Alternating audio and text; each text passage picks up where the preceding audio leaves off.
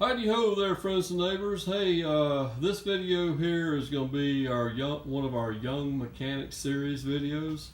I got a little teaching moment here I think I can try to relay to some people. Let's take a look down here at this right front tire here. I want to show you something. Checking the front end a little bit. Look what happens when I go top to bottom. What's wrong with that, guys? Upper ball joint, friends. That upper ball joint is pretty bad. One of the worst ones I've seen. I might have seen a few a little bit worse, but anyway, that one definitely needs to be replaced. Let's go over here to the whiteboard. We're going to talk about a few things about ball joints, front ends, and alignments. So let's get started. Okay guys, hey, you've seen the wore out upper ball joint on this car.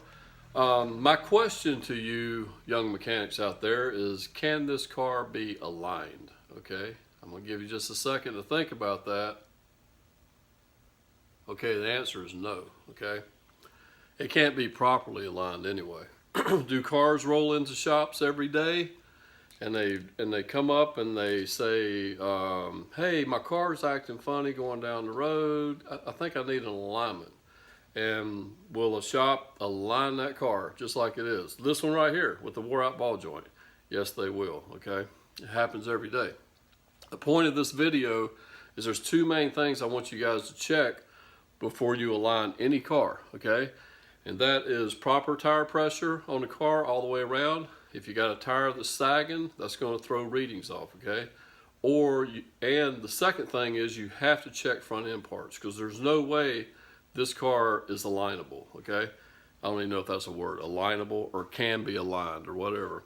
Anyway, and the reason being is because with that much play in that upper ball joint, that's going to throw camber off on that wheel as it goes down the road. And camber moving back and forth, caster can move back and forth, and it also allows toe to move too, okay? So there's no way that you're going to do a good service to a car that comes in with wore out front end parts on it and you're trying to align it, all right? Let's take a quick look at what this little ball joint might look like, okay? Now, a typical, if we've done like a 3D drawing of this little joint here in the upper control arm, okay? And it's like your elbow, okay? It's like a ball and socket, all right?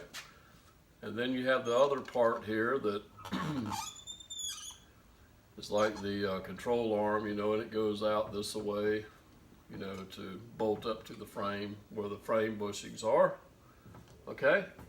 Now, inside this little socket, this thing can pivot, you know, back and forth. It can go around, you know, the tires can turn, it can go around corners and stuff like that, and it can move up and down as the suspension moves up and down, okay? And it should be a tight tolerance in here, okay?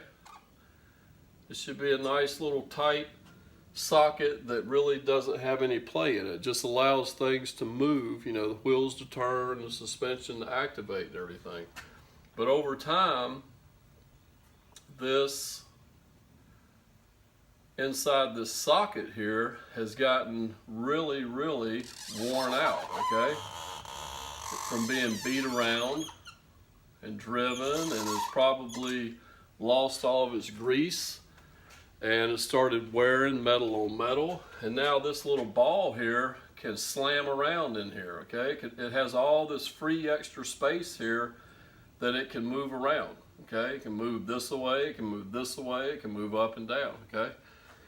And with a part like that on your car, whether it's an upper ball joint or a lower ball joint or a tie rod end or anything like that, it does get to the point where it's a safety issue, but you definitely can't align a car like that. And I think what is happening in today's automotive industry, we have these alignment machines now to where they're not like the ones in the old days. The ones today are real easy to operate. You roll the car in, you drive the car up on the lift, the alignment rack, and you put the heads on, and then you can punch in a few things on your computer, get your specs in and everything. And to compensate the heads on the car, you simply roll the car, or you roll it back and then you roll it forward, and bam, you're done, okay? you don't actually have to lift the car off of the rack to do an alignment, okay? So you really don't get a chance to check this stuff, although you're supposed to. That's what this video is about today, okay? And in the old days, you had to pull the car up on the rack, and then you had these little pump jacks underneath it that you would lift the car up off of the rack.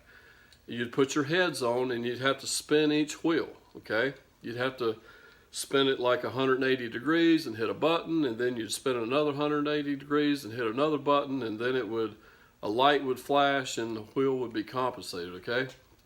So you already had the car hanging in the air. You could wiggle things around. You could find that ball joint wore out. You know, guys just did that. Now, today, with the new alignment machines, people are getting a little bit more lazier. They're getting a little bit more greedier. They want to get that car in and do that alignment and get it out the door and make that 80 bucks or 100 bucks or ever how much you're charging for an alignment. And they're really not aligning a car. You're not doing the customer a service by aligning a car with a wore out part on it, okay? And that's the main purpose of this little video today. I'm actually getting ready to put upper control arms and lower ball joints on this vehicle. This is a friend of mine's car. And we're going to do this, and then we're going to send it to a local shop that I recommend for alignment. We're going to have him do the alignment on after I do all the work on the car. And it'll be done right, and we're going to check the car over and make sure there's nothing else that needs to be addressed on it as well. But I thought this would be a good little teaching moment, okay? So guys, just remember two things. If you're doing alignment, no matter what the customer says, if they come in, if it's a young girl and she said, my dad sent me down here to have an alignment done, okay? All right?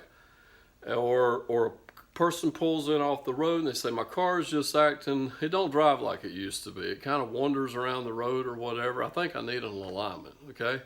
Well, do them the justice of checking at least tire pressure and lifting that car on your rack and wiggling tires up and down, side to side. Check all your tie rod ends, get in there and wiggle things around. Make sure it doesn't have a wore out part on it before you sell them an alignment, okay? You're actually missing out on work, okay? Because if you show a customer something like that right there, they're gonna probably replace it, okay? I mean, you know, because it is getting to a point where it's a safety issue. So just wanted to make this quick little video and show you that, guys, and hopefully you'll remember that as you're working along in your career as an automotive mechanic. All right, have a great day, and we'll see you next time. Take care.